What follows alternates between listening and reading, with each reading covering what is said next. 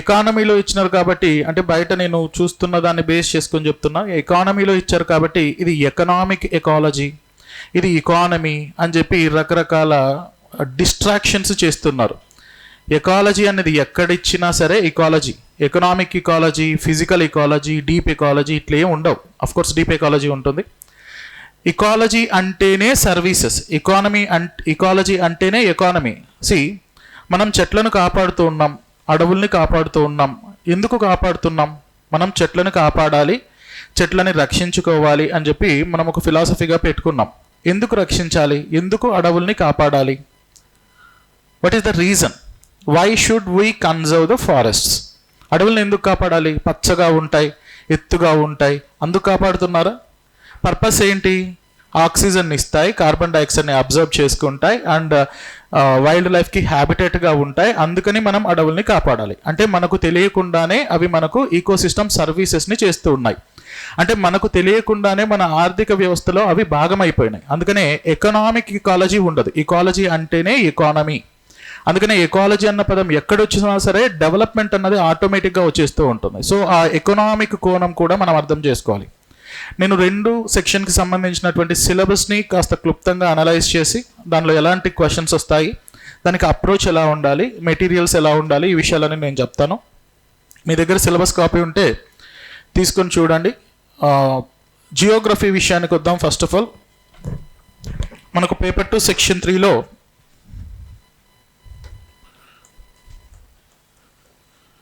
Paper 2 section 3 Indian history, Telangana హిస్టరీలో భాగంగా we having this Indian geography and Telangana geography 50 marks weightage ఉంటుంది. Remember, మనం ఏదైతే ప్రిలిమ్స్లో వరల్డ్ జియోగ్రఫీ చదివామో అది మెయిన్స్లో లేదు. ప్రిలిమ్స్లో ఏమని ఇచ్చేవాళ్ళు? World Geography, Indian Geography, Telangana Geography, ప్రపంచ భూగోళ శాస్త్రం, భారతదేశ భూగోళ శాస్త్రం మరియు తెలంగాణ ప్రాంతీయ భూగోళ శాస్త్రం అని ఇచ్చారు. కానీ మెయిన్స్ విషయానికి వస్తే వరల్డ్ జియోగ్రఫీ అన్నది మనకు కనిపించదు. కేవలం ఇండియా అండ్ తెలంగాణ జియోగ్రఫీ మాత్రమే ఉంటుంది. ఇండియా అండ్ తెలంగాణ జియోగ్రఫీ ఈ రెండింటికి సంబంధించి 50 మార్క్స్. కానీ ఈ మేజర్ టైటిల్లో మెన్షన్ చెయ్యనటువంటి అంశం హైదరాబాద్ జియోగ్రఫీ. హైదరాబాద్ జియోగ్రఫీ ప్రత్యేకంగా ఒక యూనిట్ ఇవ్వడం జరిగింది. ఒరిజినల్గా ఇలా ఇచ్చింటే బాగుండేది.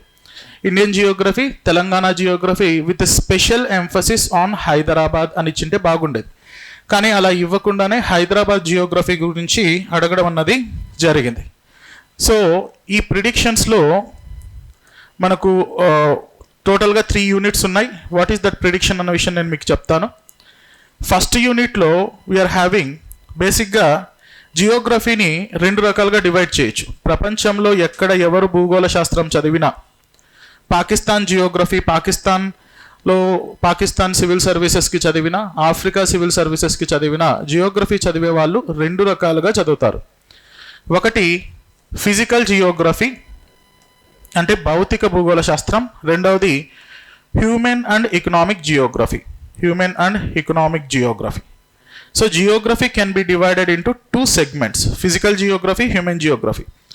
ఇందులో భారతదేశ భూగోళ శాస్త్రం ఉండాల్సిన అవసరం లేదు, శ్రీలంక భూగోళ శాస్త్రం ఉండాల్సిన అవసరం లేదు. జియోగ్రఫీ అంటేనే physical Geography and human and economic Geography.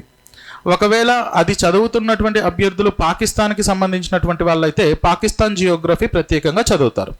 అది చదువుతున్నటువంటి వాళ్ళు ఇండియన్స్ అయితే ఇండియన్ జియోగ్రఫీ సపరేట్గా చదువుతారు. If they are aspiring for Andhra Pradesh group 1 services they will read Andhra Pradesh geography. So geography అంటే ఇవి 2 పోర్షన్స్ మాత్రమే ఉంటాయి. వాళ్ళు అపియర్ అవుతున్నటువంటి ఎగ్జామ్ని బేస్ చేసుకొని ఆ ప్రాంతీయ భూగోళ శాస్త్రం, ఆ దేశ భూగోళ శాస్త్రం లేదా ఆ రాష్ట్ర భూగోళ శాస్త్రం లేదా ఆ జిల్లా, మండలం లేదా ఆ గ్రామానికి సంబంధించినటువంటి భూగోళ శాస్త్రం ఆ ఎగ్జామ్ని బేస్ చేసుకొని ఉంటుంది. సో మనం ఇండియాలో ఉన్నటువంటి ఒక స్టేట్కి సంబంధించినటువంటి హైయెస్ట్ బ్యూరోక్రసీ కోసం ఆస్పైర్ అవుతున్నాం కాబట్టి తెలంగాణ జియోగ్రఫీ, తెలంగాణలో ఒక క్రౌన్ అయినటువంటి Hyderabad Geography and being an Indian Geography మనం చదువుతాం. సో కాబట్టి ఈ physical Geography with respect to India and Telangana and Hyderabad, human and economic Geography with respect to India, Telangana and Hyderabad అన్న విషయాలు మనం చదవాల్సి ఉంటుంది. ఇదే విషయాలనే సిలబస్లో కూడా మెన్షన్ చేశారు. అందుకనే మనకు ఫిజికల్ జియోగ్రఫీ అంటే ఏదైతే జియోమార్ఫాలజీ స్వరూప భూగోళ శాస్త్రం అంటే భూ అంతర్నిర్మాణం, పర్వతాల ఏర్పాటు, పీఠభూములు, మైదానాలు ఇలాంటివి ఇక్కడ చదవకూడదు. ఓషనోగ్రఫీలో ఉన్నటువంటి ఖండ తీరపు అంచులు, continental shelves, continental ranges, slopes ఇక్కడ చదవాల్సిన అవసరం లేదు. క్లైమేట్కి సంబంధించి structure of climate, monsoons, rainfall patterns ఇలాంటివి చదవాల్సిన అవసరం లేదు. జియోగ్రఫీలో ఏదైతే మనం ప్రిలిమినరీ పర్స్పెక్టివ్లో ప్రపంచ భూగోళ శాస్త్రం అని నేర్చుకున్నామో ఆ నేర్చుకున్నదంతా మీ ప్రాంతానికి ఆపాదించడమే ఈ గ్రూప్ 1 మెయిన్స్లో ఉన్నటువంటి ప్రధానమైనటువంటి అంశం. ఇప్పుడు మనం చూసే ఈ 5 యూనిట్స్లో ఇదే కంపోనెంట్స్ వస్తూ ఉంటాయి, గమనించండి. ఫస్ట్ యూనిట్లో Indian physical Geography, first unit Indian physical geography అంటే భారతదేశ భౌతిక భూగోళ శాస్త్రం మొదటి యూనిట్లో ఇవ్వడం జరిగింది. సో భౌతిక భూగోళ శాస్త్రం అంటే ఏంటి, ఫిజికల్ జియోగ్రఫీ అంటే whichever is physically appearing or whichever is present in the atmosphere, ఏదైతే భౌతికంగా మనకు కనిపిస్తూ ఉందో వాటిని అధ్యయనం చేయడాన్ని భౌతిక భూగోళ శాస్త్రం అని అంటారు. దీంట్లో మనకి ఏ యూనిట్స్ ఆర్ ఏ టాపిక్స్ ఇచ్చారు అంటే India location and physical settings, as it ఈస్గా మెన్షన్ చేయకపోయినా సింపుల్గా ఫిజికల్ సెట్టింగ్స్ అని మెన్షన్ చేశారు. అంటే ఉనికి మరియు క్షేత్రీయ అమరిక.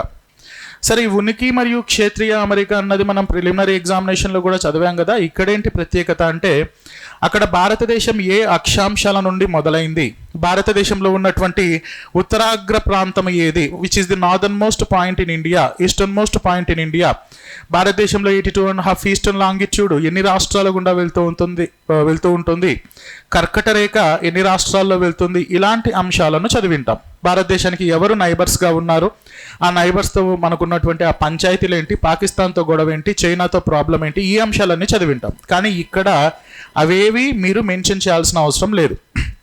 ఇక్కడ లొకేషన్ అండ్ ఫిజికల్ సెట్టింగ్స్లో సింపుల్గా ఓవరాల్గా ఒక క్వశ్చన్ అడగడానికి అవకాశం ఉంటుంది. That question is like why India is called as subcontinent, ఎందుకు భారతదేశాన్ని ఒక ఉపఖండం అని అంటారు అని అడుగుతారు.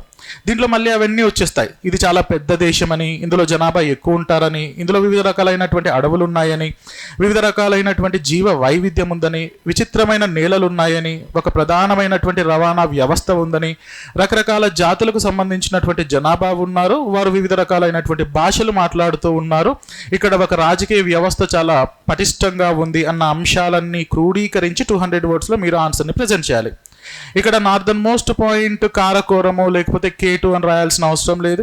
సదర్న్ మోస్ట్ పాయింట్ కన్యాకుమారి అని మీరు గుర్తుపెట్టుకోవాల్సిన అవసరం కూడా లేదు.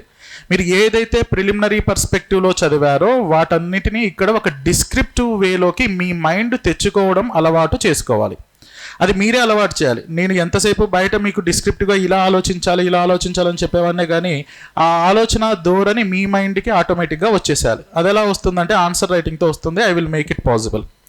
So location and physical settings ఇది ఒక ప్రధానమైన యూనిట్. ఆ తర్వాత క్లైమేట్ ఆఫ్ ఇండియా, భారతదేశ శీతోష్ణ స్థితి. భారతదేశ శీతోష్ణ స్థితిలో నేను ప్రిలిమ్స్ ఎగ్జామినేషన్లో కూడా చెప్తూ ఉన్నప్పుడు, అంటే ప్రిలిమ్స్ డిస్కస్ చేస్తున్నప్పుడు, if you remember many of the faces are very familiar and నా క్లాసెస్కి అటెండ్ అయిన వాళ్ళే.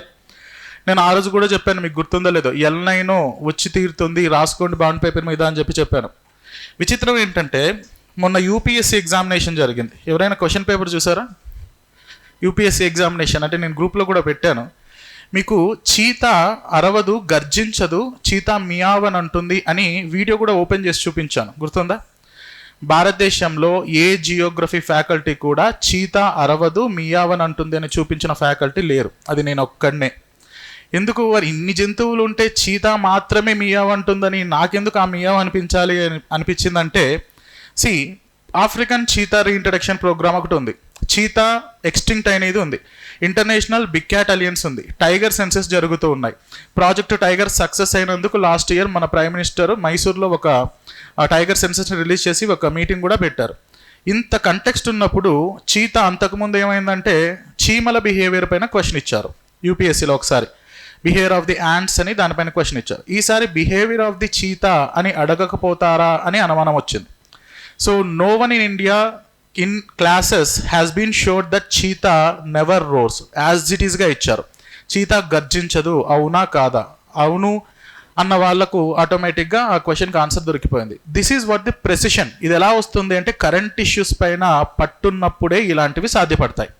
సో అదే ప్రెసిషన్తో ఎల్నైనో గురించి నేను చెప్పాను, కాంటినెంటల్ షెల్ఫ్స్ గురించి మనం మాట్లాడుకున్నాం. And many of the questions even ఫ్రీగా యూట్యూబ్లో పెట్టిన వీడియోస్లో నుండి కూడా చాలా క్వశ్చన్స్ వచ్చాయి. ఆదిత్య ఇలాంటివన్నీ కూడా చెప్పాను నేను, ఇవి కొన్ని ఇంపార్టెంట్ రాసుకోండి అని చెప్పి. సో అదే ప్రెసిషన్తో క్లైమేట్లో నుండి ఒక క్వశ్చన్ ఖచ్చితంగా వస్తుంది, మీరు రాసి పెట్టుకోవచ్చు. సో మాన్సూన్స్, భారతదేశంలో ఉన్నటువంటి ఋతుపవనాలను ప్రభావితం చేసే అంశాలపైన ఖచ్చితంగా మెయిన్స్లో క్వశ్చన్ వచ్చి తీరుతోంది. సో దాన్ని ఎలా అడగచ్చు అంటే, monsoons are real finance ministers of India comment అని అడగచ్చు. సో ఋతుపవనాలు భారతదేశ వాస్తవ ఆర్థిక శాఖ మాత్యులుగా పరిగణించవచ్చు. చర్చించండి, పరిశీలించండి, పరీక్షించండి, విమర్శించండి, ఏమైనా అడగచ్చు. అంటే దాని అర్థం ఏంటి? ఇండియన్ ఎకానమీ మాన్సూన్స్ పైన డిపెండ్ అయింది. మాన్సూన్స్ ఫెయిల్ అయితే ఎకానమీ ఫెయిల్ అవుతుంది, ఎకానమీ ఫెయిల్ అయితే అగ్రికల్చర్ ఫెయిల్ అవుతుంది, అగ్రికల్చర్ ఫెయిల్ అయితే ఇన్ఫ్లేషన్ వస్తుంది అన్న కంటెక్స్లో మీరు ఆన్సర్ రాయాలి. నేను చెప్పిన ఈ 4 కీవర్డ్స్కి ఒక్కొక్క దానికి 50 పదాలు రాసినా మీ ఆన్సర్ జస్టిఫై అయిపోతుంది. So mains is all about how you have been approaching with the answer. మీకు ఎంత కంటెంట్ ఉంది అన్నది కానే కాదు. మెయిన్స్ ఎగ్జామినేషన్ ఆ పద్ధతే కాదు. ఇక్కడ మీరు ఎంత జ్ఞానాన్ని సంపాదించుకుంటారో అంత వెనకబడతారు. ఇక్కడ మీరు సంపాదించుకోవాల్సిందంతా how to approach with this context. Many of the questions are predictable. Group 1లో చాలా క్వశ్చన్స్ ప్రిడిక్టబుల్. నేను చెప్తాను ఒక 10 క్వశ్చన్స్. ఇప్పుడు నేను చెప్పిన ఈ 10 క్వశ్చన్స్ అంటే క్లాస్లో చెప్పేవి కావు, ఒక డెమాన్స్ట్రేషన్ అవేర్నెస్ సెషన్లో చెప్పే ఈ 10 క్వశ్చన్స్ మీరు రాసి పెట్టుకోండి. ఒక 3 అయినా రాకపోతే నన్ను అడగండి. ఇక్కడే తిరుగుతూ ఉంటాను నేను, ఇక్కడే తిరుగుతూ ఉంటాను. మీరు నన్ను అడగచ్చు. ఖచ్చితంగా వచ్చే క్వశ్చన్స్ కొన్ని ఉన్నాయి. సో క్లైమేట్లో నుండి మాన్సూన్స్ పైన క్వశ్చన్స్ రావడానికి అవకాశం ఉంటుంది. ఇదే యూనిట్లో డ్రైనేజ్ సిస్టమ్ పైన కూడా, డ్రైనేజ్ సిస్టమ్ అని అడిగారు, ఈ డ్రైనేజ్ సిస్టమ్ పైన కూడా క్వశ్చన్ రావడానికి అవకాశం ఉంటుంది. ఏ క్వశ్చన్ రావచ్చు అంటే, భారతదేశంలో మనం నదీ వ్యవస్థ ఆల్రెడీ చదివేశాం. నదీ వ్యవస్థలో గోదావరి ఎక్కడ పుడుతుంది, గంగా నదికి ఉన్నటువంటి ఉపనదులు ఏంటి, ఇవన్నీ చదివాం. కానీ ఇక్కడ నదీ వ్యవస్థలో అడిగే క్వశ్చన్స్ డ్రైనేజ్ సిస్టమ్ గురించి ఎలాంటి క్వశ్చన్స్ అడుగుతారంటే, differentiate between Himalayan drainage system and peninsular drainage system అని అడగడానికి అవకాశం ఉంటుంది. హిమాలయ నదీ వ్యవస్థ మరియు ద్వీపకల్ప నదీ వ్యవస్థల మధ్య తేడాలను చర్చించండి అని అడిగే అవకాశం ఉంటుంది. లేదా ఇంకొంచెం మైక్రోస్కోపిక్గా వెళ్ళి, Himalayan rivers are antecedent rivers whereas the peninsular rivers are consequent. Himalaya నదులు పూర్వవర్తిత నదులు మరియు ద్వీపకల్ప నదులు అంతర్వర్తిత లేదా అనువర్తిత నదులు చర్చించండి అని అడుగుతారు. అప్పుడు మీకు పూర్వవర్తిత అంటే ఏంటి, అనువర్తిత అంటే ఏంటి, యాంటిసిడెంట్, కాన్సిక్వెంట్కి డిఫరెన్సెస్ తెలియాల్సి ఉంటుంది. సో ఇలా అడగడానికి అవకాశం ఉంటుంది. డ్రైనేజ్ సిస్టంలో ఇంకొక ఇంపార్టెంట్ క్వశ్చన్ రావడానికి అవకాశం ఉన్నటువంటి ఏరియా నదుల అనుసంధానం. నదుల అనుసంధానం వలన తలెత్తే పర్యావరణ, ఆర్థిక, అటవీపరమైనటువంటి అంశాలపైన చర్చను అడగడానికి అవకాశం ఉంటుంది. What are the advantages and disadvantages of integration of rivers, because we have been facing the perpetual crisis of droughts in the peninsular India, whereas the floods at the same time in the northern India. ఒకే సమయంలో ఉత్తర భారతదేశం వరదలకు గురవుతుంటే దక్షిణ భారతదేశంలో కరువు కాటకాలు పెరిగిపోతున్నాయి.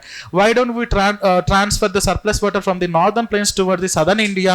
ఎందుకు మనం నీటిని తరలించుకోలేకపోతున్నాం? అప్పుడెప్పుడో సార్ అర్దర్ కాటన్ నుండి కూడా ఈ ప్లాన్ ఉంది, ఎందుకు ఎగ్జిక్యూట్ చేయలేకపోతున్నాం? కేన్ బెత్వా లింక్ కెనాల్ న్యూస్లో ఉంది. ఏపీ విషయంలో పోలవరం ప్రాజెక్టు మళ్ళీ న్యూస్లో నిలబడుతుంది. పట్టిసీమ, పురుషోత్తపట్నం లిఫ్ట్ ఇరిగేషన్ లాంటి బృహత్తరమైన ప్రాజెక్ట్స్ కూడా మళ్ళీ న్యూస్లో నిలబడతాయి. కాబట్టి ఇంటిగ్రేషన్ ఆఫ్ రివర్స్ పైన క్వశ్చన్ రావడానికి అవకాశం ఉంటుంది. అండ్ ఇక్కడే వైల్డ్ లైఫ్ పేరులో ఫిజికల్ జియోగ్రఫీ అన్నప్పటికీ కూడా బయోజియోగ్రఫీ కూడా ఇందులో భాగంగా ఇచ్చేశారు. ప్రత్యేకంగా first unit Indian physical, first యూనిట్లో second part Indian biological, environmental geography అని ఇస్తే గ్రూప్ 1 వాళ్ళు కొంచెం ఇబ్బంది పడతారని బహుశా అలా డివైడ్ చేసినట్టున్నారు. ఫస్ట్ యూనిట్లోనే wild life and conservation you remember on that day I have discussed themes discuss చేస్తున్నప్పుడు wild life protection act 1972 amendment గురించి నేను చాలా ఎలాబరేట్గా డిస్కస్ చేశాను. వెర్మిన్ స్పీషీస్, అడవి పందులు లాంటివి ఉంటాయని. డైరెక్ట్గా అక్కడ wild life protection act match the following ఇచ్చారు, గుర్తుందా? బయోడైవర్సిటీ యాక్ట్ చెప్పాను, వైల్డ్ లైఫ్ ప్రొటెక్షన్ యాక్ట్ చెప్పాను, ఎన్విరాన్మెంటల్ ప్రొటెక్షన్ యాక్ట్ 1986 చెప్పాను. సో మీకు నేను అంతకుముందు చెప్పాను చాలామందికి ఎగ్జామ్లో నేను గుర్తొస్తానని. సో ఇందాక కూడా వేరే స్టూడెంట్స్ సార్ నిజంగానే ఎగ్జామ్లో గుర్తొచ్చారని, ఎగ్జామ్లో మీరు గుర్తొచ్చారు అని. ఎందుకు గుర్తొస్తాను అంటే, నేనైనా మీరైనా ఎవరికైనా ఎందుకు గుర్తొస్తామంటే accuracy. That accuracy, remember, in this entire journey of clearing this group 1 services, మీ అపాయింట్మెంట్ ఆర్డర్ తీసుకునేంత వరకు కరెంట్ ఇష్యూస్ పైన చాలా ఫోకస్డ్గా ఉండండి. కోర్ నేర్చుకోవడం ఒక ఎత్తు అయితే, రోజు జరుగుతున్నటువంటి ఈ దినవారీ యాక్టివిటీస్ని అర్థం చేసుకోవడం ఇంకొక ముఖ్యమైనటువంటి అంశం. ఈ వైల్డ్ లైఫ్ ప్రొటెక్షన్ యాక్ట్లో national parks, wildlife sanctuaries, biosphere reserves మధ్య తేడాలను అడగడానికి అవకాశం ఉంటుంది. Project tiger, project Asiatic cheetah లాంటివి ఉన్నాయి కాబట్టి ఈ థీమాటిక్ ఎఫర్ట్స్ పైన కూడా అడిగే అవకాశం ఉంటుంది. ఎలా అడగచ్చు అంటే, ఇలా అడుగుతారో లేదో తెలియదు కానీ అడగడానికైతే అవకాశం ఉంది. లాస్ట్ టైం ఏపీపీఎస్సికి ఈ ప్రిడిక్షన్ చేశాను, అది జియోగ్రఫీలో వర్కౌట్ కాలేదు కానీ సైన్స్ అండ్ టెక్నాలజీలో వర్కౌట్ అయింది. క్రింది వాటిలోని ఏవైనా 4 అంశాలపైన 50 పదాలకు మించకుండా రాయండి అని చెప్పి project cheetah, wild life protection act, national parks, wildlife sanctuaries, sites, ఇలా 4 టాపిక్స్ ఇచ్చి ఒక్కొక్క దానిపైన ఒక 50 wordsలో రాయమని సబ్ డివిజనల్ క్వశ్చన్స్ కూడా అడిగే అవకాశం ఉంటుంది. So wild life conservation, wild life protection act, national parks, wildlife sanctuaries, biosphere reserves, వీటిపైన క్వశ్చన్స్ రావడానికి అవకాశం ఉంటుంది. ఇదే యూనిట్లో నాకు తెలిసి ఫస్ట్ యూనిట్లోనే అనుకుంటాను అగ్రికల్చర్ కూడా ఇచ్చారు. ఈ అగ్రికల్చర్లో మీరు రాసి పెట్టుకోవచ్చు, ఎవరి దగ్గరైనా బాండ్ పేపర్లు ఉంటే రాసుకోవచ్చు. గ్రీన్ రెవల్యూషన్ లేకుండా మీకు క్వశ్చన్ పేపర్ కనిపించదు. గ్రీన్ రెవల్యూషన్కి సంబంధించినటువంటి అడ్వాంటేజెస్, డిసడ్వాంటేజెస్ ఖచ్చితంగా గ్రీన్ రెవల్యూషన్, హరిత విప్లవానికి సంబంధించి వస్తాయి. వై, ఎందుకు గ్రీన్ రెవల్యూషన్ అంతా ఫోకస్డ్గా చెప్తున్నాను? What is the reason for green revolution? Because of MS Swaminathan garu last year చనిపోవడము, ఎంఎస్ స్వామినాథన్ గారికి మనకు భారతరత్న ఇవ్వడం వలన MS Swaminathan's contribution to the agricultural economy in India. India was a begging bowl. ఒకప్పుడు మన పరిస్థితి దేశం తిరుక్కొని ఆహార ధాన్యాలను దిగుమతి చేసుకునే పరిస్థితి నుండి ఈరోజు India is the leading producer of the food grains, leading exporter of the food grains and achieved self sufficiency. స్వయం సమృద్ధి సాధించడంతో పాటు ప్రపంచంలోనే అత్యధికంగా ఆహార ధాన్యాలు ఉత్పత్తి చేస్తున్నటువంటి మరియు ఎగుమతి చేస్తున్నటువంటి దేశంగా భారతదేశం మారడానికి ఆయన కాంట్రిబ్యూషనే కారణం.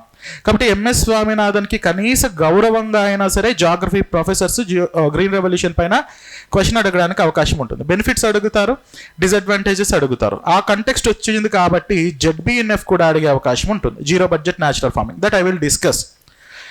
ఎప్పుడైతే గ్రీన్ రెవల్యూషన్ అన్నది వస్తుందో ఆటోమేటిక్గా వైట్ రెవల్యూషన్ కూడా వస్తుంది. ఎందుకంటే శ్వేత విప్లవం, white revolution is more successful, more inclusive, more sustainable, more economical than that of green revolution. శ్వేత విప్లవం అన్నది చాలా ప్రధానమైన పాత్ర పోషించింది. అక్కడో ఇక్కడో గ్రీన్ రెవల్యూషన్ ఫెయిల్ అయ్యిండొచ్చేమో కానీ వైట్ రెవల్యూషన్ ఎక్కడా ఫెయిల్ అవ్వలేదు. India is the leading producer of the milk in the world. In the year 2014-15, the amount of milk production in India is equal to total amount of milk production in the world. ప్రపంచంలో మొత్తం ఉత్పత్తి అయ్యే పాల కంటే కూడా భారతదేశంలో ఉత్పత్తి అవుతున్నటువంటి పాలు చాలా ఎక్కువ.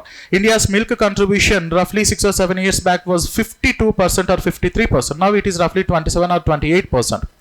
సో ఒకప్పుడు రోజుకి 195 గ్రాములు ఉండేది పాల లభ్యత. Per capital milk availability at the time of independence in the 1950s is just 195 grams. Now రఫ్లీ వీఆర్ హ్యావింగ్ 700 grams.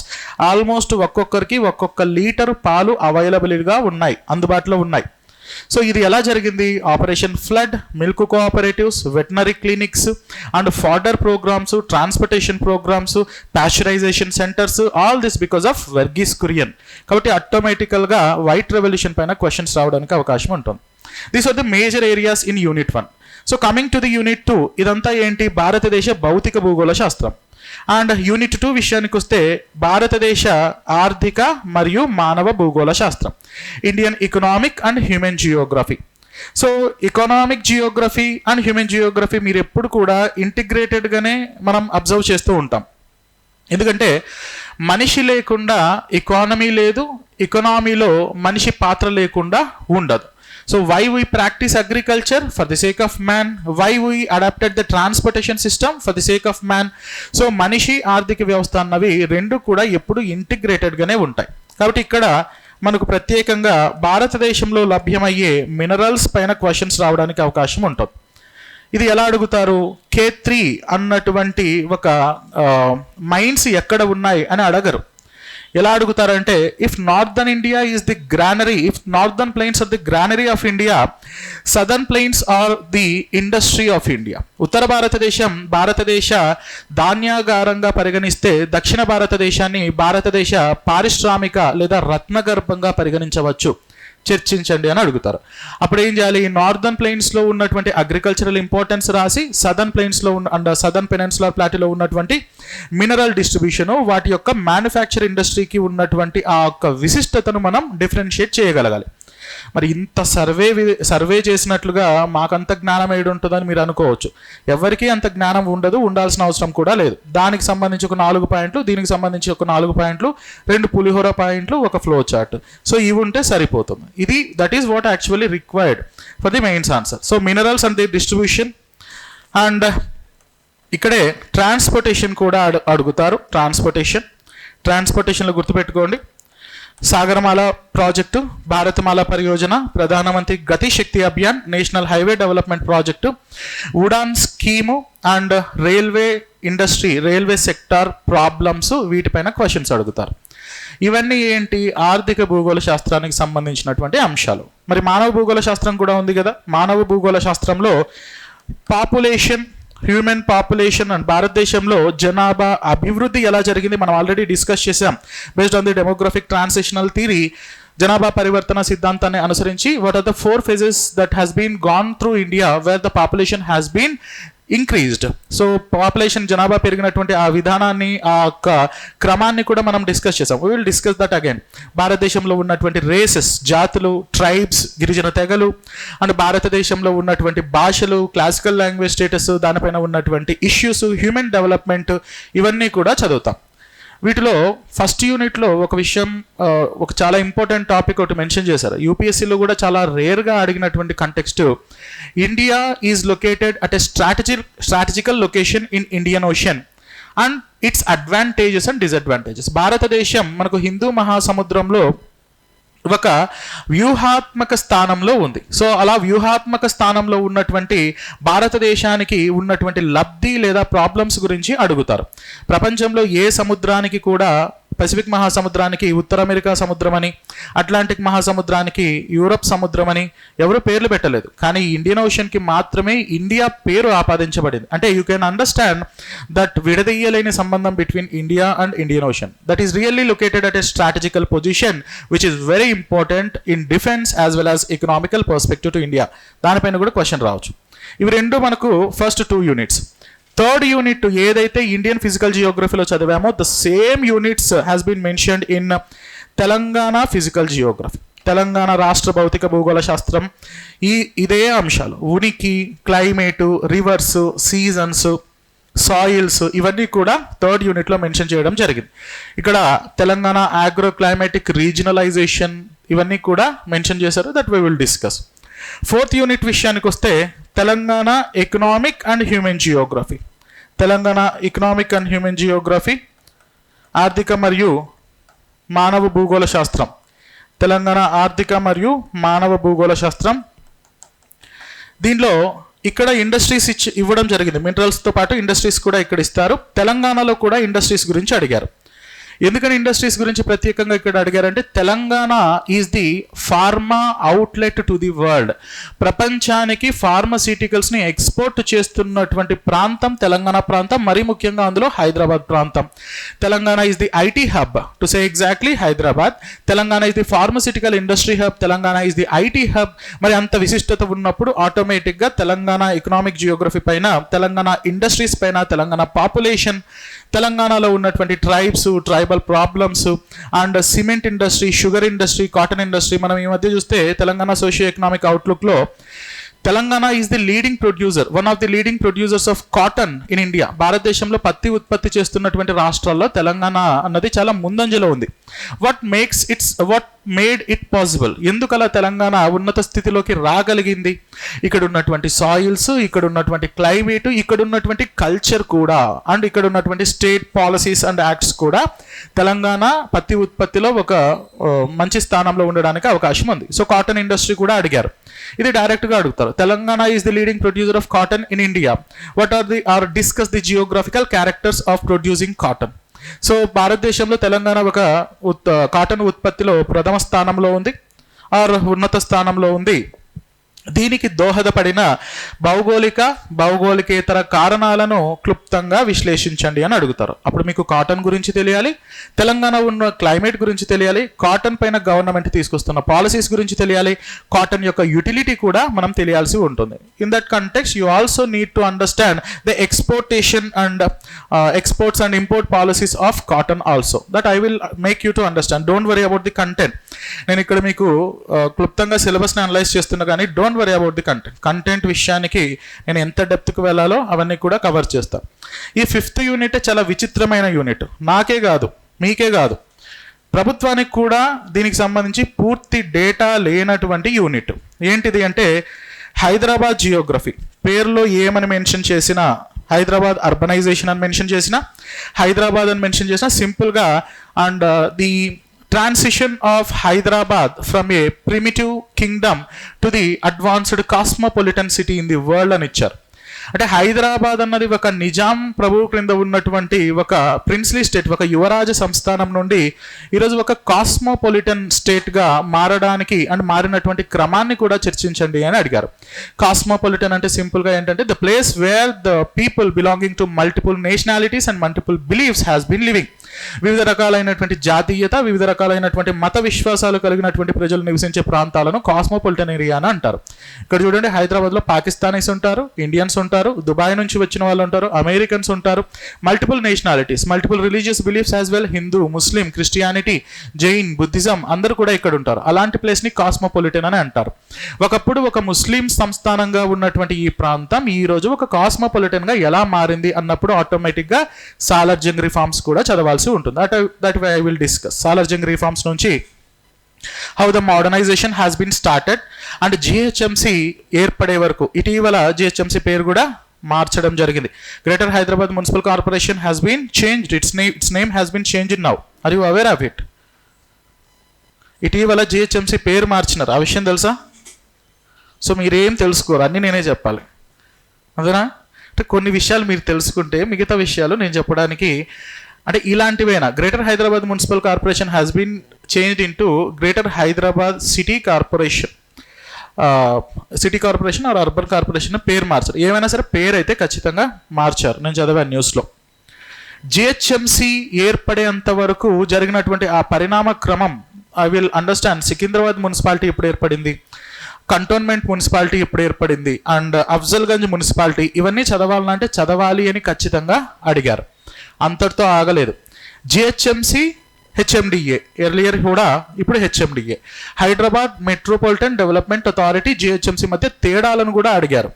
అంతటితో ఆగలేదు. హైదరాబాద్ మెట్రో డెవలప్మెంట్ ప్లాన్ 2031, ఇది ఎవరు చదువుతారంటే మెట్రో డెవలప్మెంట్ ప్లాన్ని రియల్ ఎస్టేట్ వాళ్ళు చదువుతారు. సో ఎక్కడ మనం ప్లాట్లు వేయొచ్చు, ఏ ప్లాట్ ఎంత కమ్ముకోవచ్చు, జనాల్ని ఎలా మోసం చేయొచ్చు, వాళ్ళు కొనేంత వరకు ఎలా సతాయించవచ్చు అన్న విషయం రియల్ ఎస్టేట్ వాళ్ళకు తెలుస్తుంది. మీరు కూడా చదవాలి అని అడుగుతున్నారు. అంతటితో ఆగలేదు. ORR, Hyderabad outer ring road, దాని ప్రాబ్లమ్స్, హైదరాబాద్ మెట్రో, దాని problems, Hyderabad tourism and it's problems. Hyderabad is one of the most important touristic hub. Wild life tourism, భారతదేశంలో ఏ మహానగరానికి కూడా, భారతదేశంలో ఏ పెద్ద సిటీకి కూడా 3 నేషనల్ పార్కులు లేవు. మన దగ్గరే Hyderabad is having that peculiarity of having 3 national parks in Hyderabad metro development authority. Kasu Brahmananda Reddy national park, ఇంకా Mahavir Harina Vanasthali and Mrugavani national park. 3 ఉన్నటువంటి ఏకైక మహానగరం హైదరాబాదే. కాబట్టి వైల్డ్ లైఫ్ టూరిజం కూడా ఇక్కడ ఇంపార్టెంట్. అండ్ మెడికల్ టూరిజం అంటారా, that is very much important. ఎక్కువగా మిడిల్ ఈస్ట్ నుండి ఇక్కడికి వస్తున్నారు. ఇక్కడ ఉన్నటువంటి మెడికల్ టూరిజం, నిన్న కూడా మన సీఎం దాని గురించి శంషాబాద్ దగ్గర 500 నుండి 1000 ఎకరాల వరకు తీసుకొని హైదరాబాద్ని మెడికల్ టూరిజం హబ్గా డెవలప్ చేయడం కోసం ప్రయత్నాలు జరుపుతున్నారు. సో ఆ కంటెక్స్లో ఖచ్చితంగా రావడానికి అవకాశం ఉంటుంది. Not only medical tourism, IT tourism. ప్రపంచ దేశాల్లో ఎక్కడెక్కడ ఉన్నటువంటి బృహత్తరమైన కంపెనీస్, ఇన్వెస్టర్స్ హైదరాబాద్లో ఇన్వెస్ట్ చేయడానికి చేయడానికి ఎంతో ఇష్టపడుతున్నారు. ఇక్కడ ఉన్నటువంటి క్లైమేట్, ఇక్కడ అవైలబుల్గా ఉన్నటువంటి చీప్ లేబర్, స్కిల్ లేబర్. మన తెలుగు రాష్ట్రాల్లో ఉన్నటువంటి బీటెక్ కాలేజీలు తెలుసు కదా, చాలా అద్భుతమైనటువంటి కాలేజు. సో మనం ఈ బీటెక్ మన జ్ఞానాన్ని వీళ్ళు వినియోగించుకోవాలి. చీప్గా దొరుకుతాం మనం. ఇదే ప్రాజెక్టు బయట ఎక్కడైనా యూఎస్లోనో ఇంగ్లాండ్లోనో చేసుకోవాలని చాలా కాస్ట్. మనం రెడీగా ఉంటాం, అందులోనూ జనాభా ఎక్కువ, మనకు ఆకలి ఎక్కువ. సో కాబట్టి ఆశ కూడా ఎక్కువగానే ఉంటుంది. కాబట్టి automatically these are the non geographical factors. I will discuss that. Industrial ఎస్టాబ్లిష్మెంట్లో ఇవన్నీ కూడా ఉంటాయి. జనాల ఆకలి కూడా ఇండస్ట్రీకి ఒక ముఖ్యమైనటువంటి ఫ్యాక్టర్గా పరిగణిస్తారు. సో మన దగ్గర ఈ స్కిల్స్ ఉన్నాయి కాబట్టి వాటిని ఇండస్ట్రీస్ వినియోగించుకుంటాయి. అందుకనే హైదరాబాద్ వైపుగా అందరూ చూస్తూ ఉన్నారు. మోరోవర్ ఈ పాయింట్ని కూడా మెన్షన్ చేశారు. Hyderabad as a primate city, primacy city concept అని జియోగ్రఫీ ఆప్షనల్లో ఒకటి ఉంటుంది. ఏంటి ప్రైమేట్ సిటీ అంటే, ఒక నగరం ఎదుగుతున్నప్పుడు చుట్టూ ఉన్న నగరాలను పీడించుకొని ఎదుగుతుంది. సో అలా పీడించుకొని ఎదగడాన్ని, అంటే వాటిని స్మాష్ చేసి స్క్వీజ్ చేసి ఎదగడాన్నే ఏమని పిలుస్తూ ఉంటామంటే we call such kind of cities as a primate city. Hyderabad development చూడండి, హైదరాబాద్ చుట్టూ ఏ మహానగరము డెవలప్ అవ్వదు. అటు ఏపీలో కర్నూలు డెవలప్ అవ్వదు, ఇటు సౌత్కి వస్తే కాస్త నార్త్కి వెళ్తే వరంగల్ డెవలప్ అవ్వదు, అండ్ సౌత్కి వస్తే ఖమ్మం డెవలప్ అవ్వదు, ఏది డెవలప్ అవ్వదు. ఎందుకంటే Hyderabad is such kind of city which observes all the urban patterns in to it. అందుకనే Hyderabad urban primate city. What are that primacy concepts అని అడిగారు. హైదరాబాద్కు ఉన్నటువంటి ఆ లక్షణాలు ఏంటి అని అడిగారు. ఇది ఒక టెక్నికల్ కోణంలో చదివితే తప్ప ఊరికే నోటికి వచ్చిన బీటింగ్ అరౌండ్ ద బుష్ లాగా మీరు అక్కడ రాసినప్పుడు మీకు సాటిస్ఫాక్షన్గానే ఉంటుంది. నేను మంచి పాయింట్ రాశానే అని అనిపిస్తుంది, బట్ మార్క్స్ ఫెచ్ అవ్వవు. ప్రతి క్వశ్చన్కి 7 మార్కులు వస్తే తప్ప మనం టాప్ 20లో ఉండలేము.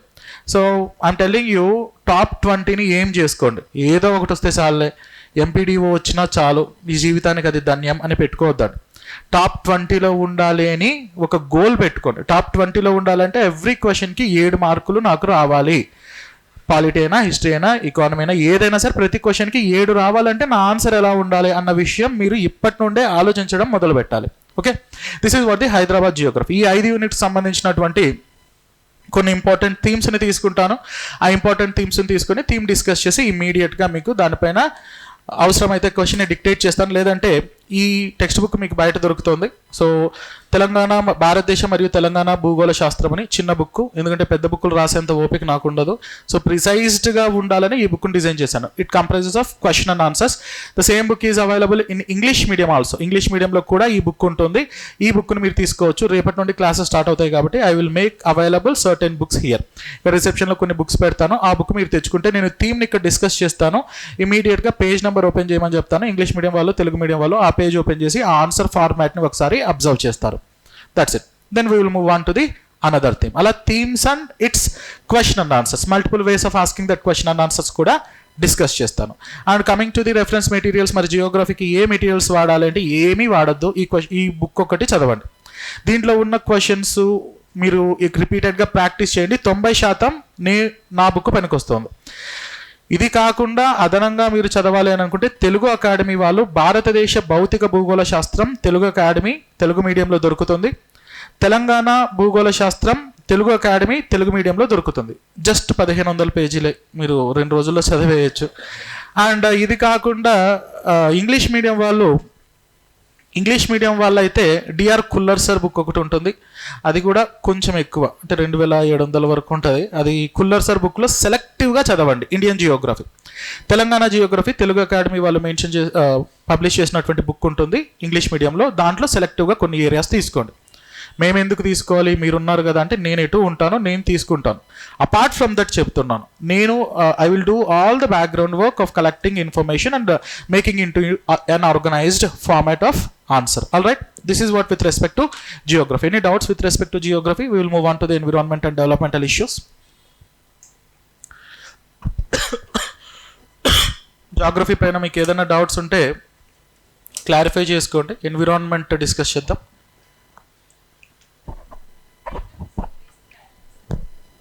కంపల్సరీ వేయాలండి జాగ్రఫీలో. మనం కంపల్సరీ ఇండియా మ్యాప్, మన స్టూడెంట్స్ ఆల్రెడీ ఇనిషియల్గా ఇండియా మ్యాప్ వేస్తే బలిలాగా వచ్చేది. అది ఇప్పుడు కనీసం ఇండియా మ్యాప్ అని వాళ్ళకన్నా తెలిసే పరిస్థితి ఏర్పడింది.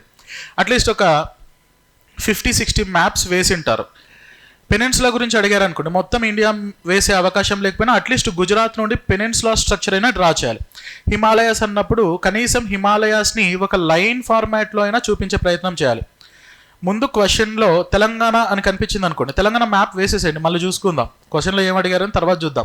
తెలంగాణ మ్యాప్ వేసి క్రింద ఒక బాక్స్ వేసి పటము తెలంగాణ అని పెట్టండి. సో మ్యాప్ తెలంగాణ అని పెట్టి ఆ తర్వాత క్వశ్చన్లో ఏమి ఇచ్చారు, కొండలు అడిగారా, అక్కడక్కడ కొండలు వేసి 2 కొండలు గుర్తున్న కొండల పేర్లు రాయండి. మీరు అలా రాస్తేనే జియోగ్రఫీ, లేదంటే కామన్గా మీరు ఏ సబ్జెక్టు రాసినట్లు అయిపోతుంది. సో అక్యురసీ అన్నది ఎప్పుడు ఉంటుందంటే when you made the diagrams. మనకు మ్యాప్స్ ఇవ్వరు కాబట్టి తెలంగాణ మ్యాప్ ఎలా వేయాలి, థిమాటిక్ మ్యాప్స్ ఎస్పెషలీ ఒక పర్టికులర్గా ఒక స్టేట్ గురించి అడిగితే ఎలా రాయాలి, అడవుల గురించి అడిగితే ఎలా మ్యాప్స్ వేయాలి, I will discuss all those things.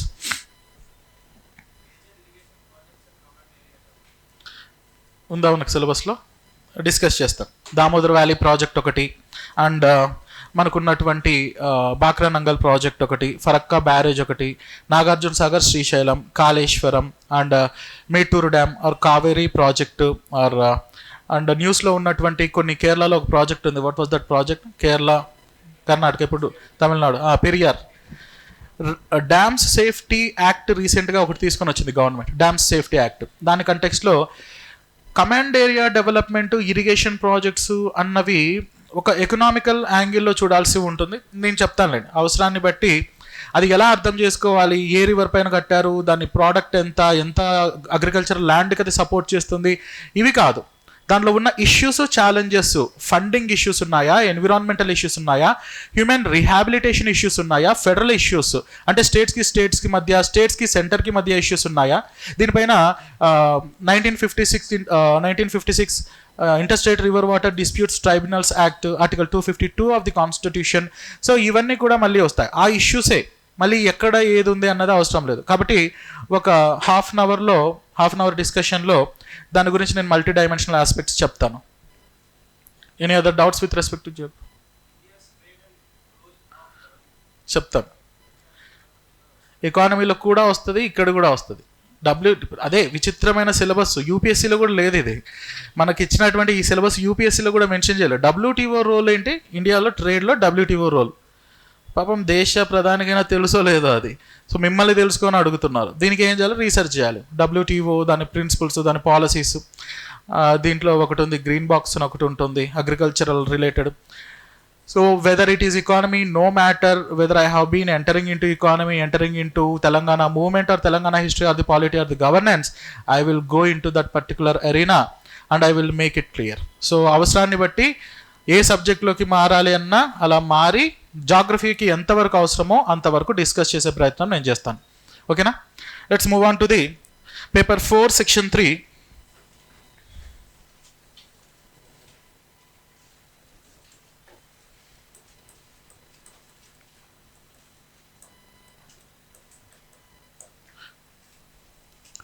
Paper 4 section 3 దీంట్లో డెవలప్మెంట్ అండ్ ఎన్విరాన్మెంటల్ ఇష్యూస్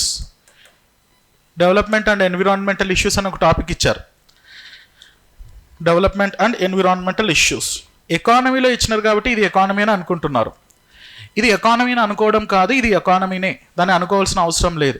ఎందుకంటే ఎకానమీ అన్నది ఇకాలజీలో భాగంగా ఉంటుంది. దీనిలో first topic definition of the environment అని ఇచ్చారు. దానిపైన క్వశ్చన్ అడిగితే బహుశా ఇలా అడగాల్సిన అవకాశం ఉంటుంది. What is environment? Discuss various biotic and abiotic components of the environment. పర్యావరణము అనగా ఏంటి, పర్యావరణంలో ఉన్నటువంటి జీవ మరియు అజీవ కారకాలను చర్చించండి అని 10 మార్కులకు అడగచ్చు. అయితే ఇది బేసిక్ లెవెల్ క్వశ్చన్. ఎన్విరాన్మెంట్ అంటే ఏంటి? It has been derived from the French word envis. Envis means whichever surrounding. మన చుట్టూ ఉన్నదాన్ని ఎన్విస్ అని అంటారు. మన చుట్టూ అంటే ఒక మనిషి చుట్టూ ఉన్నదన్నా, ఒక జంతువు చుట్టూ ఉన్నదన్నా, ఒక బిల్డింగ్ చుట్టూ ఉన్నదన్నా అంటే ప్రతి ఒక్కటి కూడా. ఒక చెట్టు చుట్టూ ఉన్నదాన్ని చెట్టు ఎన్విరాన్మెంట్ అని అంటారు. ఒక బిల్డింగ్ చుట్టూ ఉంటే బిల్డింగ్ ఎన్విరాన్మెంట్, మన చుట్టూ ఉంటే మన ఎన్విరాన్మెంట్, క్లాస్ రూమ్లో ఉంటే classroom environment. Environment is whichever surrounding a particular object, it comprises biotic and abiotic components. ఇందులో ఈ క్లాస్ అనేది ఒక ఎన్విరాన్మెంట్ తీసుకుంటే మన చుట్టూ ఉన్న ఈ ఎన్విరాన్మెంట్లో గాలి ఉంది, వాతావరణంలో వేర్ హ్యావింగ్ ఆక్సిజన్ ఉంది, కార్బన్ డైఆక్సైడ్ ఉంది, వాతావరణంలో ఆర్ద్రత ఉంది, ఈ రూమ్కి కొంచెం ప్రెషర్ ఉంది, రూమ్లో టెంపరేచర్ ఉంది. All these are abiotic components. మన చుట్టూ కొన్ని బయోటిక్ కాంపోనెంట్స్ కూడా ఉన్నాయి. మీ పక్కన కూర్చున్న ఇంకొక జీవి ఒక బయోటిక్ కాంపోనెంట్, మీ చుట్టూ గాల్లో తిరుగుతున్నటువంటి బ్యాక్టీరియా బయోటిక్ కాంపోనెంట్స్, మీ ఫోన్ స్క్రీన్ పైన ఉన్న millions of bacteria, staphylococcus, streptomonas, escherichia coli, all these are biotic components. ఈ biotic components, abiotic components నీతో ఎలా ఇంటరాక్ట్ అవుతున్నాయి అని చెప్పడాన్ని జీవావరణ శాస్త్రం అని అంటారు. అది third unit, ecology. I will come to that particular unit. This is what the environment. దీనిపైన ముఖ్యమైన క్వశ్చన్, నేను ఇదివరకు చెప్పినట్లుగా గ్రీన్ రెవల్యూషన్ ఎంత ముఖ్యము, వైట్ రెవల్యూషన్ ఎంత ముఖ్యం అన్నట్లుగా దీంట్లో ఫస్ట్ యూనిట్లో మీకు వచ్చే క్వశ్చన్ రాసి పెట్టుకోండి. ఎన్విరాన్మెంటలిజం పైన క్వశ్చన్ వస్తుంది. ఎన్విరాన్మెంటలిజం, పర్యావరణ వాదం లేదా పర్యావరణ తత్వం. ఎన్విరాన్మెంటలిజం చాలా క్లియర్గా మెన్షన్ చేశారు సిలబస్లో. ఎన్విరాన్మెంట్ అంటే తెలుసు, what is this ism? Ism అంటే ఏంటి? రౌడీ తెలుసు, రౌడీస్ అన్న పేరు వింటాం కదా. So rowdy, what is rowdy ism? What is ism? Ism అని ఒక పుస్తకం కూడా రాశారు. ఎవరు? రామ్ గోపాల్ వర్మ ఇజం రాసింది? Puri Jagannath. What is ism? వాదం. ఇజం అంటే అది మీరు లిటరల్ మీనింగ్గా తీసుకోలేరు. ఇజం అంటే ఒక ఫిలాసఫీ. సో రౌడీయిజం అంటే ఒకడు పోయి ఒకరిని మర్డర్ చేయడం రౌడీయిజం కాదు. రౌడీయిజం అది మాత్రమే కాదు. దారిలో పోయి వాడితో గొడవ పెట్టుకోవడం మాత్రమే రౌడీయిజం కాదు. సో ఒక వల్గర్గా రోడ్డు మీద తిరుగుతూ ఉండడం రౌడీయిజం కాదు. ఆ ఫిలాసఫీ అంతా కలిపితే ఇజం. సో ఇజం అంటే ఒక వాదం, ఒక తత్వం. ఎన్విరాన్మెంటలిజం అంటే పర్యావరణాన్ని, భూమి మనకు ఒక ఎన్విరాన్మెంట్ని క్రియేట్ చేసి వదిలింది. 4600 million years ago earth has been formed and certain environment has been formed. మన చుట్టూ ఒక పర్టికులర్ ఎన్విరాన్మెంట్ అన్నది ఏర్పడింది. ఇందులో ఇంత ఆక్సిజన్ ఉండాలి, ఇంత నైట్రోజన్ ఉండాలి, ఇంత కార్బన్ డైఆక్సైడ్, ఇంత మాయిశ్చర్, ఇంత ప్రెషర్, ఇంత టెంపరేచర్ అని నేచర్ డిసైడ్ చేసింది. మన సోలార్ సిస్టంలో ఏ ప్లానెట్కి కూడా అంత అవకాశం లేదు, ఏ ప్లానెట్ కూడా ఆ అదృష్టానికి నోచుకోలేదు. మనం మాత్రమే ఏదో ప్రకృతి మనకు అనుకూలించి మనకు ఒక వరంలాగా ఆ ఎన్విరాన్మెంట్ని ఇచ్చింది. అలా ఇవ్వడం వలనే ఇక్కడ ప్రొకారియోటిక్ బ్యాక్టీరియా డెవలప్ అయింది, డిఎన్ఏ డెవలప్ అయింది, ఆ తర్వాత యూకారియోట్స్ వచ్చాయి, ఆ తర్వాత multi cellular most advanced cranial capacity neuron systems ఉన్నటువంటి మనలాంటి జంతువులు కూడా ఇక్కడ ఏర్పడి ఉన్నాయి. సో ఈ ప్రాసెస్ అంతా జరగడానికి గల కారణం ఏంటి? ఒక పక్కా పద్ధతితో కూడినటువంటి ఎన్విరాన్మెంట్. మరి ఈ జీవి ఏం చేస్తున్నాడు? ఈ జంతువు ఏం చేస్తుంది? ఏ జంతువు? మనం కాదు, మీరు, అంటే నేను కాదా అని మీరు అనుకోవద్దండి. సో మనం ఏం చేస్తున్నాం? We caused and we became the single largest threat to the environment. పర్యావరణానికి అత్యంత భయంకరమైన సమస్యగా మనమే తయారై కూర్చున్నాం. అందుకని ప్రపంచ దేశాలు, ఎన్జిఓలు, గవర్నమెంట్లు, రాజ్యాంగాలు, కల్చర్స్, భాషలు, మన విధానాలన్నీ కూడా పర్యావరణాన్ని కాపాడడం కోసం కొన్ని ప్రోత్సాహకాలను రిలీజ్ చేసింది. అలాంటి ప్రోత్సాహకాలే పర్యావరణ వాదాలు అని అంటారు. Environmentalism is whatever the activity whether an individual or a group or a nationality or a legislation or the constitution made to protect and conserve the environment. పర్యావరణాన్ని కాపాడుకోవడం కోసం చేసే ప్రతి ఒక్క అంశం కూడా పర్యావరణవాదమే. వాట్ ఆర్ దీన్ని ఇలా చెప్పాను అనుకోండి. సో పర్యావరణవాదం అంటే పర్యావరణాన్ని రక్షించుకోవడం చేసే ఏ పనైనా పర్యావరణవాదమే. జూన్ 5వ తారీఖు ఎన్విరాన్మెంట్ డే రోజు 10 కిలోమీటర్ల మార్చ్ ఒకటి నిర్వహిస్తే అది పర్యావరణవాదం. మా ఇంటి దగ్గర ఇండస్ట్రీ పెడుతున్నారు, దీని వలన మా చుట్టూ ఉన్న జనాలకు పొల్యూషన్ వస్తుంది, దయచేసి దీని మీద యాక్షన్ తీసుకోండి అని నేను నేషనల్ గ్రీన్ ట్రైబ్యునల్కి వెళ్ళడం పర్యావరణవాదం. నాకు ఇమీడియట్గా గ్రీన్ ట్రైబ్యునల్కి వెళ్ళడానికి అవకాశం కల్పించిన నేషనల్ గ్రీన్ ట్రైబ్యునల్ యాక్ట్ పర్యావరణవాదం. సో ఇలాంటి ఒక చట్టాలను ఏర్పాటు చేయాలి అని రాజ్యాంగంలో పొందుపరచడం పర్యావరణవాదం. పర్యావరణానికి హాని చేస్తే మేము పేదవాళ్ళమైనా సరే డబ్బులు చందాలు వేసుకొని మరి సుప్రీంకోర్టులో పోరాడతాం అన్న గిరిజన తెగలు ఉన్నటువంటి ఆ ఆలోచన ధోరణి పర్యావరణవాదం. లైక్ బిష్నాయ్ కమ్యూనిటీ తెలుసు కదా మనకు, రాజస్థాన్లో బిష్నాయ్ కమ్యూనిటీ ఉంటారు. సల్మాన్ ఖాన్ తెలుసు కదా మనకు, వివిఐపి ఆయన. సో కృష్ణ జింకను వేటాడాడని చెప్పి పేద గిరిజన తెగలు, బిష్నాయ్ కమ్యూనిటీలో ఉన్నటువంటి గిరిజన తెగలు చందాలు వేసుకొని మరి సల్మాన్ ఖాన్కి వ్యతిరేకంగా 10 సంవత్సరాల పాటు సుప్రీంకోర్టులో పోరాడారు చూడండి.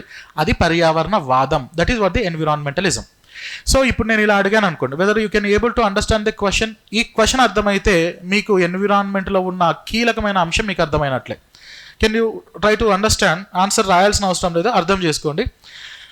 Indian constitution is inherently composed of environmentalism. Discuss the statement. భారతదేశ రాజ్యాంగంలో పర్యావరణవాదం అంతర్భాగం. చర్చించండి. చర్చించగలుగుతారా? భారతదేశ రాజ్యాంగంలో పర్యావరణవాదం ఉంది, దీన్ని మీరు డిస్కస్ చేయండి అని అంటున్నారు. ఉందా లేదా? ఉంటే ఎక్కడుంది? మీకు వస్తుంది చూడండి, కొన్ని థాట్స్ వస్తున్నాయి కదా, వీటిని ఆర్గనైజ్ చేయండి. ఫస్ట్ నుండే ఆలోచించండి. రాజ్యాంగం మొదటి పేజీ నుంచి ఆలోచించండి, ఏమేమి ఉంటాయి. ఒక్కొక్క దాని గురించి ఒక 30 వర్డ్స్ రాసుకున్న ఆన్సర్ అయిపోతుంది. రాజ్యాంగంలో మొదటి పేజీ ఏంటి? ప్రావేశిక, ప్రియాంబల్. దాంట్లో ఉందా లేదా?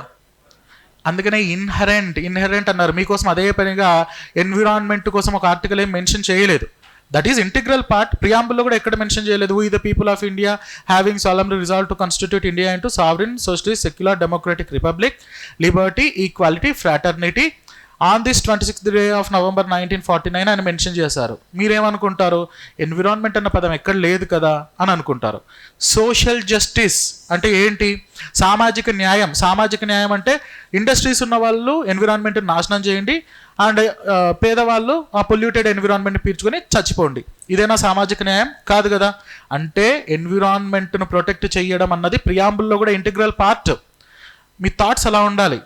We are not appearing for the simple examination కదా, we are appearing for the one of the top bureaucratic positions కదా. కాబట్టి ఇలా ఉంటాయి, క్రిటికల్ కోణాలు అర్థం చేసుకోవాలి. Then coming in this organisation, what is the next article that you can coat?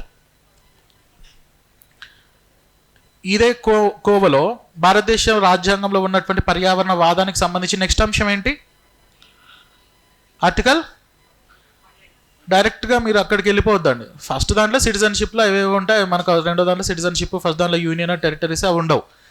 Fundamental రైట్సే fundamental కాబట్టి దాంట్లో ఉంటుంది, ఎక్కడో ఒక చోట ఉంటుంది, ఎత్తుక్కోండి. ఎక్కడ? Article 21 of the constitution, right to life, right to live, జీవించే హక్కు. Francis Coralie Mullin versus union territory of Delhi administrator and others case అనే ఒక కేసులో supreme court right to life is not mere animal existence అని చెప్పేది. బ్రతికే హక్కు, బ్రతకడం అంటే జంతువులాగా బ్రతకడం కాదు, ఆరోగ్యంగా, ఆనందమైన స్వచ్ఛమైన పర్యావరణంలో బ్రతకడం నీ హక్కు అని చెప్పి సుప్రీంకోర్టు మెన్షన్ చేసింది. అంటే ఏంటి? బ్రతకడం అంటే ఎన్విరాన్మెంట్, మంచి ఎన్విరాన్మెంట్లో బ్రతకడం. మంచి ఎన్విరాన్మెంట్లో బ్రతకడం అంటే పర్యావరణ వాదాన్ని ప్రోత్సహించినట్లే కదా రాజ్యాంగం. అంతటితో ఆగలేదు. Article 47 of the constitution, article 48A of the constitution, article 51A class G fundamental duties ఏం చెప్తుంది?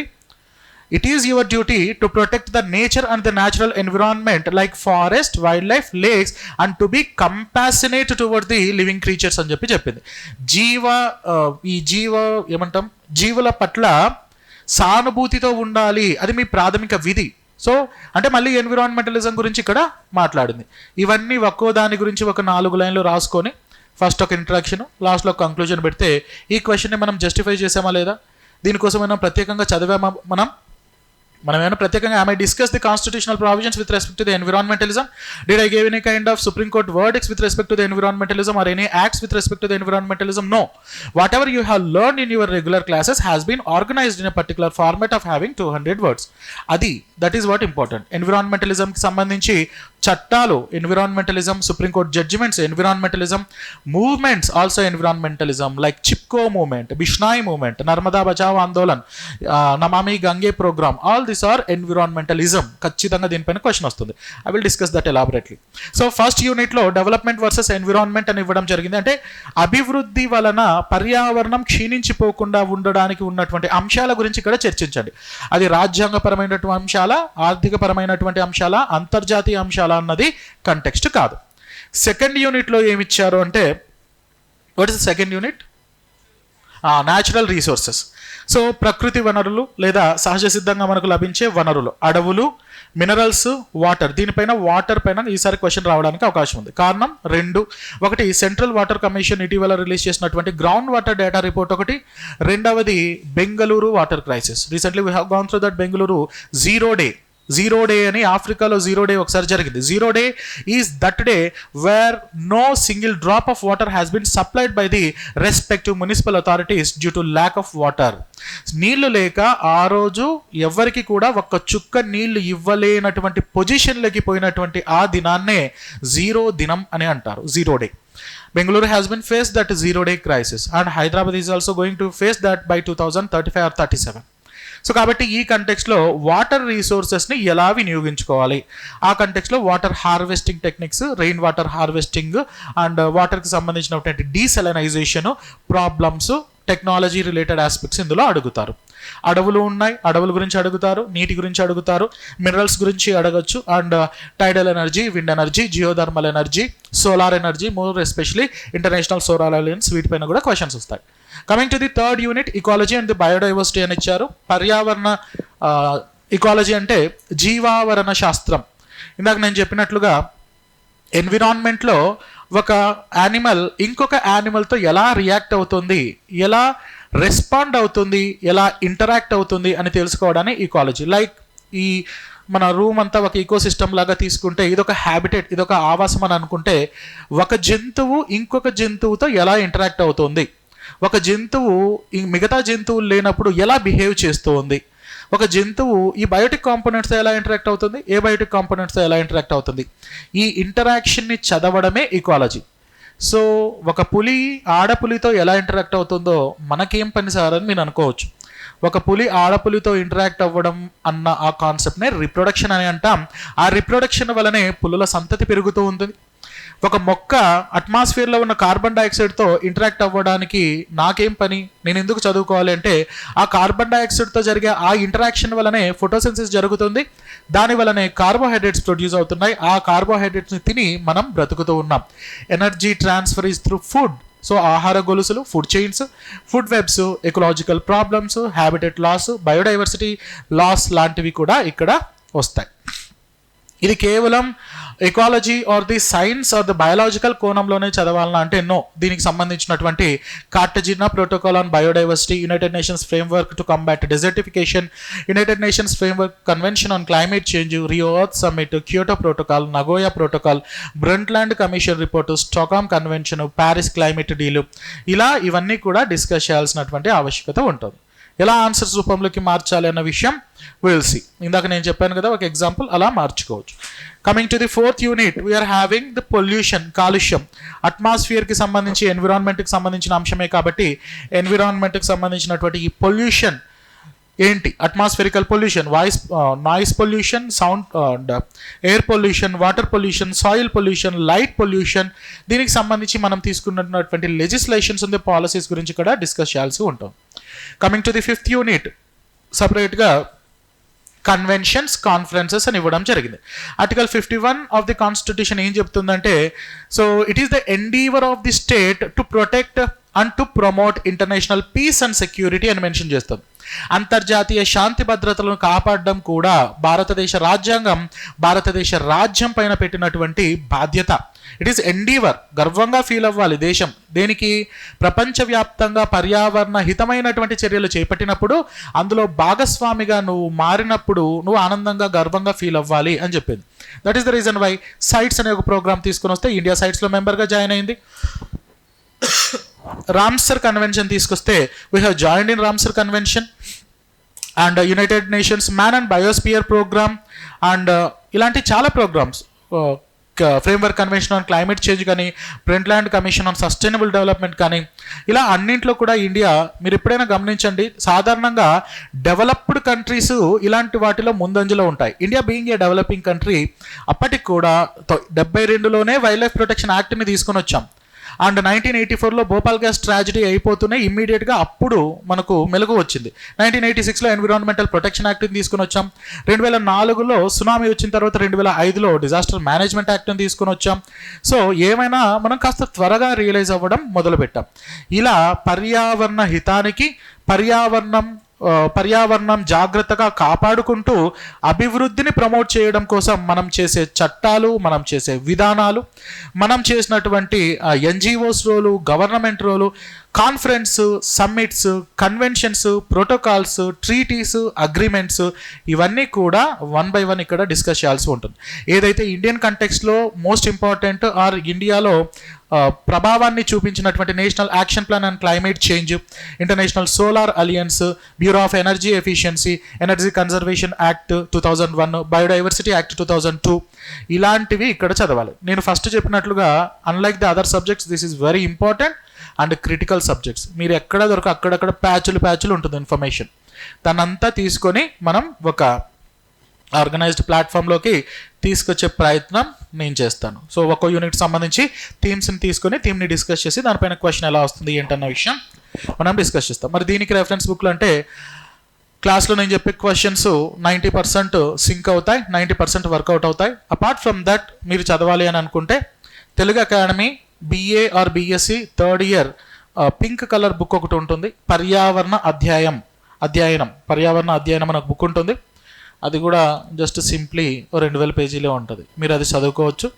ఇంగ్లీష్ మీడియం వాళ్ళైతే ఎన్విరాన్మెంటల్ జియోగ్రఫీ బై సక్సేనా ఇది చదవచ్చు. ఎందుకు అవన్నీ న్యూసెన్స్ ఏదో క్లాస్లో చెప్పినట్టు చదువుకుంటామంటే you can rely on me.